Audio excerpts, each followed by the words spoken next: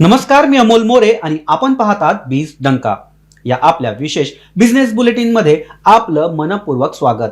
मित्रांनो, आजच्या भागात आपण अशा 4 मोठ्या आर्थिक घडामोडींचा आढावा घेणार आहोत ज्या केवळ आजच्या बाजारावरच नाही तर पुढील अनेक वर्षांच्या भारताच्या आर्थिक वाटचालीवर परिणाम करू शकतात। एका बाजूला भारताने दुर्मिळ खनिजाच्या जागतिक शर्यतीत मोठी चाल खेळली आहे, तर दुसऱ्या बाजूला मुकेश अंबानी यांच्या जिओ प्लॅटफॉर्मने भांडवली बाजारातील सर्वात मोठ्या आयपीओ पैकी एकासाठी अर्ज दाखल केला आहे। रोजगाराच्या आघाडीवर केंद्र सरकारने 70 लाख रोजगारांचा दावा करत मोठी घोषणा केली आहे आणि दरम्यान गुंतवणूकदारांना हादरवणारी बातमी म्हणजे चांदीच्या दरात अवघ्या 2 दिवसात तब्बल 23,000 रुपयांची घसरण झाली आहे। तर सुरुवात करूया त्या क्षेत्रापासून ज्यावर पुढील 25 वर्षाची जागतिक अर्थव्यवस्था उभी राहणार आहे। जागतिक अर्थव्यवस्थेसाठी पुढील तेल म्हणून ज्याचा उल्लेख होतो ते म्हणजे रेअर अर्थ मिनरल्स म्हणजेच दुर्मिळ खनिजे।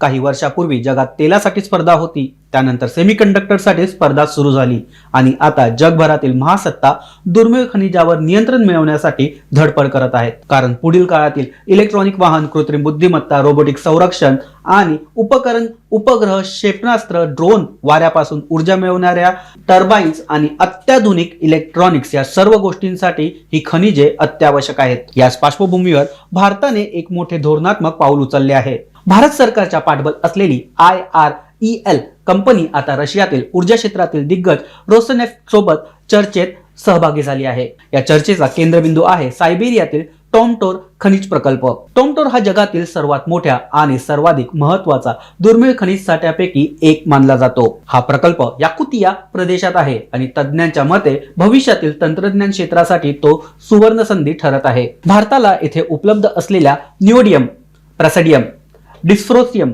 आणि टर्बियम यासारख्या धातूंमध्ये विशेष रस आहे। या धातूंचा वापर इलेक्ट्रॉनिक्स वाहनांच्या मोटर्समध्ये केला जातो। आज जगभरातील ईव्ही कंपन्या ज्या चुंबकाचा वापर करतात त्यात या धातूंचा मोठा वाटा असतो। फक्त वाहन क्षेत्रच नव्हे तर संरक्षण क्षेत्रातील रडार प्रणाली, क्षेपणास्त्र, फायटर जेट्स, ड्रोन तंत्रज्ञान, उपग्रह यामध्ये देखील या धातूंची आवश्यकता मोठ्या प्रमाणावर असते। यामुळे जगातील प्रत्येक महासत्ता या खनिजाकडे भविष्याच्या आर्थिक, सामरिक सुरक्षेच्या दृष्टीने पाहत आहे। सध्या या क्षेत्रावर चीनचे जवळपास संपूर्णपणे वर्चस्व आहे। जगातील बहुतांश दुर्मिळ खनिजे उत्खनन प्रक्रिया आणि शुद्धीकरण हे चीनमध्येच होते। अनेक देशांना त्यांच्या तंत्रज्ञान उद्योगासाठी चीनवर मोठ्या प्रमाणावर अवलंबून राहावं लागतं। मात्र गेल्या काही वर्षात जागतिक तणाव वाढल्यानंतर अमेरिका, युरोप, जपान आणि भारत यासारख्या देशांनी पर्यायी पुरवठा साखळी निर्माण करण्याचा प्रयत्न हा सुरू केला। भारताकडे स्वतःचे मोठे खनिज साठे उपलब्ध आहेत। अंदाजे 7.23 दशलक्ष टन दुर्मिळ खनिजे भारतात उपलब्ध असल्याचं मानलं जातं। परंतु समस्या साठ्याची नाही, समस्या प्रक्रियेची आहे। खनिज जमिनीत असले तरी शुद्धीकरण, विभाजन आणि औद्योगिक वापरासाठी तयार करणे ही अत्यंत जटिल प्रक्रिया आहे। यासाठी प्रगत तंत्रज्ञान, मोठी गुंतवणूक ही आवश्यक असते। म्हणूनच भारताने रशियासोबत भागीदारी वाढवण्याचा निर्णय घेतला आहे। याच दिशेने केंद्र सरकारने सुमारे 7,300 कोटी रुपयांच्या विशेष कार्यक्रमाला मंजुरी दिली आहे। या कार्यक्रमाचा उद्देश भारतात रेअर अर्थ मॅग्नेट उत्पादन क्षमता निर्माण करणे हा आहे। जर भारत या क्षेत्रात यशस्वी झाला तर पुढील दशकात इलेक्ट्रॉनिक वाहन, संरक्षण आणि इलेक्ट्रॉनिक्स या क्षेत्रात मोठी क्रांती ही घडू शकते। यामुळे भारताची आयात कमी होईल, स्वदेशी उत्पादन वाढेल आणि सर्वात महत्त्वाचं म्हणजे भारताला जागतिक पुरवठा साखळीत मजबूत स्थान हे मिळेल। तर मित्रांनो, खनिजावरील नियंत्रण म्हणजे भविष्यातील उद्योगावरील नियंत्रण आणि म्हणूनच भारताने टाकलेले हे पाऊल अत्यंत महत्त्वाचं मानलं जातं। आता खनिजापासून आपण वळूया तंत्रज्ञान क्षेत्रातील आणखी एका महाकाय घडामोडीकडे। कारण भारतातील डिजिटल क्रांतीचा चेहरामोहरा बदलणारी कंपनी आता शेअर बाजारात प्रवेश करण्यासाठी सज्ज झाली आहे। होय, आपण बोलत आहोत जिओ प्लॅटफॉर्म बद्दल। मुकेश अंबानी यांच्या नेतृत्वाखालील जिओ प्लॅटफॉर्मने अखेर सेबीकडे DRHP दाखल करून भारतीय बाजारात मोठी खळबळ उडवली आहे। गेल्या काही वर्षापासून जिओच्या IPOची चर्चा सुरू होती। अनेक गुंतवणूकदार या दिवसाची वाट पाहत होते आणि अखेर ही प्रतीक्षा आता संपली आहे। बाजारातील अंदाजानुसार हा IPO 30,000 कोटी ते 40,000 कोटी रुपयांच्या दरम्यान असू शकतो, तर कंपनीचे मूल्यांकन 10 लाख कोटी ते 15 लाख कोटी रुपयांपर्यंत पोहोचू शकते। जर असं झालं तर हा भारताच्या इतिहासातील सर्वात मोठ्या IPO पैकी एक ठरेल। विशेष म्हणजे हा पूर्णपणे फ्रेश इश्यू असणार आहे, म्हणजे विद्यमान गुंतवणूकदार शेअर्स विकणार नाहीत, कंपनी थेट नवे भांडवल हे उभारणार आहे। या निधीचा सर्वात मोठा भाग हा कर्ज फेडीसाठी वापरला जाणार, तर उर्वरित रक्कम AI, cloud data, digital infrastructure आणि भविष्यातील तंत्रज्ञान या क्षेत्रात गुंतवली जाणार आहे। जिओची कहाणी ही भारतीय कॉर्पोरेट इतिहासातील सर्वात मोठ्या परिवर्तनापैकी एक मानली जाते। 2016 मध्ये जिओने मोफत डेटा देण्यास सुरुवात केली, तेव्हा भारतीय टेलिकॉम उद्योग पूर्णपणे बदलला। डेटा स्वस्त झाला, इंटरनेट गावागावात पोहोचलं, डिजिटल पेमेंट्स वाढली, ऑनलाईन शिक्षण वाढले, ई-कॉमर्सला गती मिळाली आणि भारत जगातील सर्वात मोठ्या डिजिटल बाजारांपैकी एक बनला। आता जिओ केवळ टेलिकॉम कंपनी राहिली नाही, ती पूर्ण एक डिजिटल इकोसिस्टीम बनली आहे। मोबाईल सेवा, ब्रॉडबँड, क्लाउड, एंटरप्राइज सेवा, कंटेंट, AI आणि डिजिटल प्लॅटफॉर्म या सर्व क्षेत्रांमध्ये जिओची उपस्थिती ही उल्लेखनीय आहे। आर्थिक वर्ष 2025-26 मध्ये या कंपनीचे उत्पन्न 1.46 लाख कोटी रुपये यापेक्षा जास्त होते, तर निव्वळ नफा हा 30,000 कोटी रुपयांच्या वर गेला। हे आकडे केवळ मोठे नाहीत, तर ते कंपनीच्या नफा क्षमतेचे देखील संकेत देतात। जिओमध्ये रिलायन्स इंडस्ट्रीजचा 66% इतका हिस्सा आहे, तर मेटा, गुगल, सिल्वर लेक, KKR, मुबाडाला आणि PIF यासारख्या जागतिक गुंतवणूकदारांची देखील मोठी गुंतवणूक ही जिओमध्ये आहे। यामुळेच हा IPO केवळ भारतापुरता मर्यादित राहणार नाही, तर जागतिक गुंतवणूकदारांच्या नजरा देखील या IPO वर असणार आहे। जर हा IPO यशस्वी ठरला तर भारतीय बाजाराला नवा बेंचमार्क मिळू शकतो आणि रिलायन्स समूहाच्या डिजिटल स्वप्नांना आणखी मोठी चालना मिळू शकते। तर मित्रांनो, भारताची अर्थव्यवस्था वाढते आहे याचे मोठे संकेत मोजमाप म्हणजे रोजगार, कारण उद्योग वाढत असतील, गुंतवणूक वाढत असेल, उत्पादन वाढत असेल तर त्याचा परिणाम रोजगारावर दिसून येतो। याच पार्श्वभूमीवर आता आपण पाहूया केंद्र सरकारच्या महत्त्वाकांक्षी रोजगार योजनेची कथा। प्रधानमंत्री विकसित भारत रोजगार योजना। सरकारच्या मते या रोजगार योजनेमुळे आतापर्यंत 70 लाखहून अधिक रोजगार निर्माण झाले आहेत, तर यामुळे 15 लाख नव्या कर्मचाऱ्यांना आणि त्यांना रोजगार देणाऱ्या कंपन्यांना 2,400 कोटी रुपयांचे प्रोत्साहन वितरित करण्यात आले आहे। भारतात दरवर्षी लाखो युवक रोजगार बाजारात प्रवेश करतात। या युवकांना औपचारिक क्षेत्रात नोकऱ्या मिळणे हे अर्थव्यवस्थेसाठी अत्यंत आवश्यक असते।